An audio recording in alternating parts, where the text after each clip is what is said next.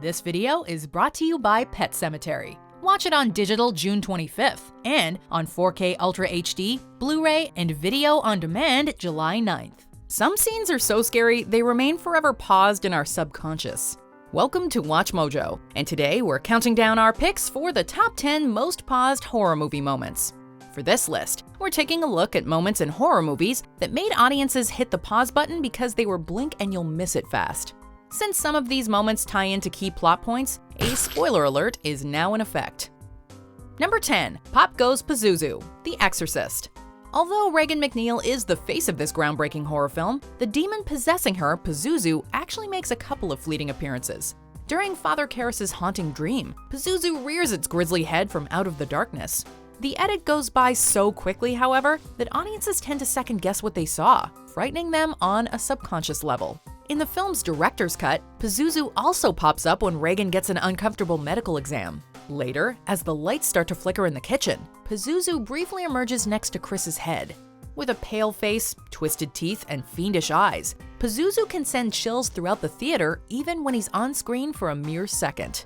His face isn't exactly one that screams Captain Howdy. Number 9. Wes Craven, Scream.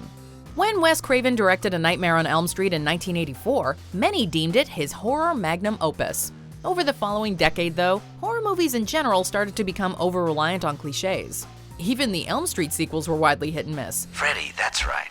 I like that movie. It was scary. Wow, well, the first one was, but the rest sucked. With Scream in 1996, however, Craven aimed to reinvigorate the horror genre by playing with tropes and expectations. He also littered his film with references, including an homage to Freddy Krueger himself. Searching the school, Principal Himbry has an encounter with a janitor wearing a striped sweater and fedora similar to Freddy's.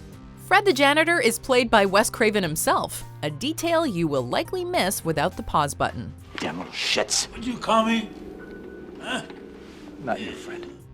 Number 8. Can't get rid of the Babadook. The Babadook. The titular Babadook is wisely kept in the shadows for most of this film, adding to the suspense and uncertainty.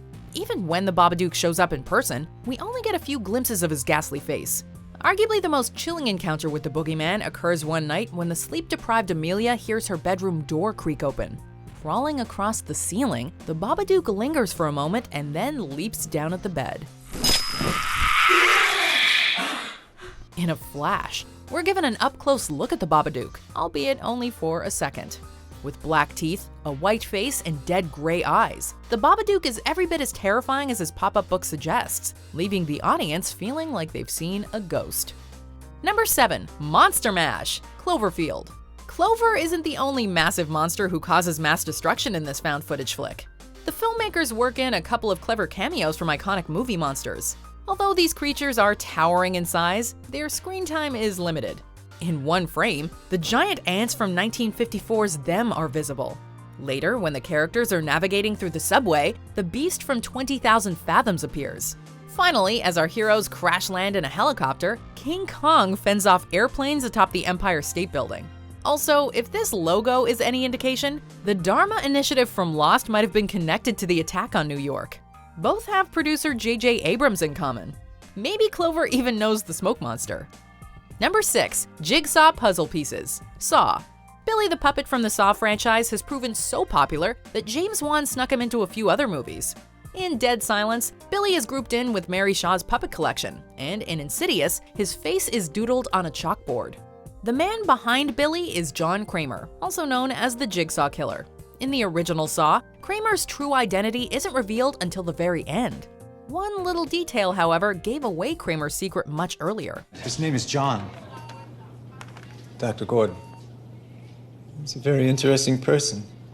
Dying from cancer, Kramer lies in a hospital bed with a sketchbook by his side. Pausing the scene, you will notice that one of Kramer's sketches looks an awful lot like a torture device, specifically the reverse bear trap. Jeez, it was right in front of us this whole time. Number 5. Walking with Aliens, Signs. At this point in M. Night Shyamalan's Signs, we'd only seen an alien silhouette, and even one of their feet. After almost an hour of build-up, this scene marks the first time the audience, and the characters for that matter, are given a full look at one of the invaders. Our anticipation is thus at its peak as Meryl watches a newscast with footage of an alien. Videotaped in Brazil, a green humanoid creature walks by. Like Meryl, the audience jumps back in terror, hits the rewind button, and then presses pause on the blurry image. This shot shares a great deal in common with a frame from the Patterson-Gimlin film in which a hazy figure that looks like Bigfoot wanders by. Number 4. The telephone pole, Hereditary. If Hereditary proves anything, it's that the devil is in the details. Instead of bombarding the audience with jump scares, this film sneaks up on us with subtle scares hidden in the background, whether it's Annie lurking on the ceiling or a naked cult waiting outside the house. In an especially ingenious bit of foreshadowing, Peter and Charlie drive by a telephone pole on their way to a party. This seems fairly irrelevant until later, when Charlie sticks her head out of a moving vehicle and gets decapitated on the pole. If you go back and focus on the telephone pole, you'll notice a symbol seen throughout the film. This mark belongs to the coven pulling all the strings, indicating that Charlie's death was premeditated. Number 3. Xenomorph Skull, Predator 2. Sometimes a tiny Easter egg can snowball into something much greater. On the Predator ship, Lieutenant Harrigan stumbles upon a trophy room, which includes a skull belonging to a xenomorph from the Alien movies.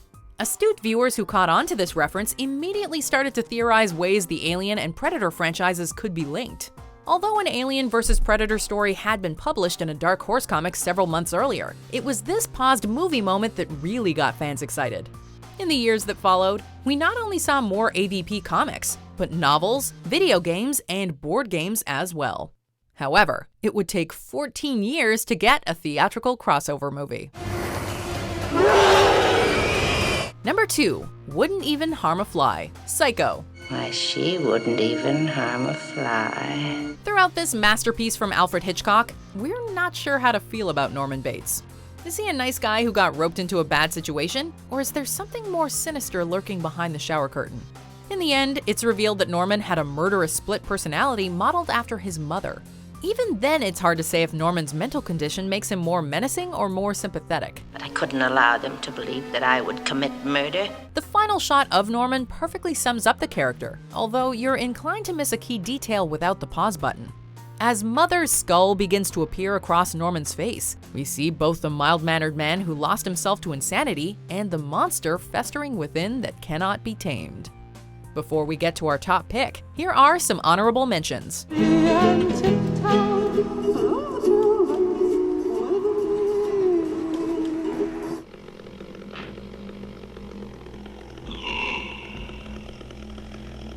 Let's go, Sam.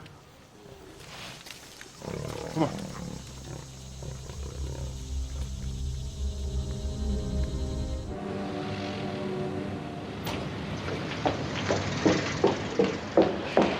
Isn't Mr. Lowry back from lunch?